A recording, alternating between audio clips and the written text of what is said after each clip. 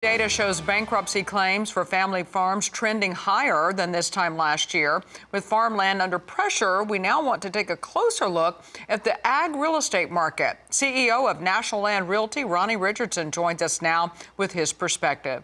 Ronnie, good to have you with us today. So what are some of the main trends that you're currently seeing in the market today?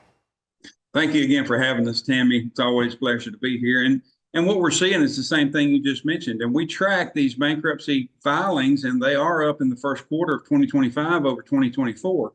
So we watch that pretty closely, and then we look at farm loans, and the loans that are at risk are the highest they've been since 2020. So we're keeping our finger on the pulse on what's going on there.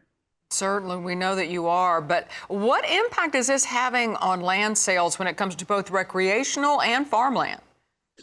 Well, in the Midwest, the farmland values are remaining pretty steady. Another indicator we use is auctions, and so the first quarter this year, the number of auctions were down a little bit, and the prices were down slightly, but the demand is still high for farmland.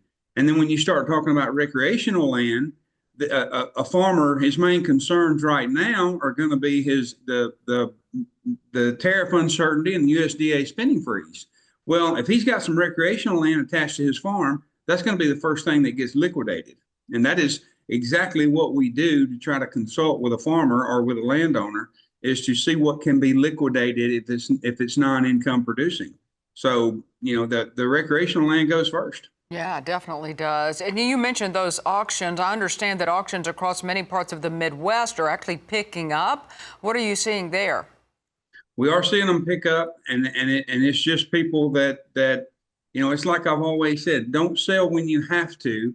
And in certain parts of the country, an auction is absolutely the way to liquidate your farm. We are fixing to have a big one in the Midwest, and they certainly will give you a barometer of the price of farmland, whatever state you live in. Any final advice for farmers looking to buy or sell in the coming months? The advice I always give to people ready to sell is, let's make a plan. Let's don't panic sell. If you're thinking about selling in 2 to 5 years, you need to be talking to a professional now. Yeah, that is good advice. That's CEO of National Land Realty, Ronnie Richardson. Appreciate your time today.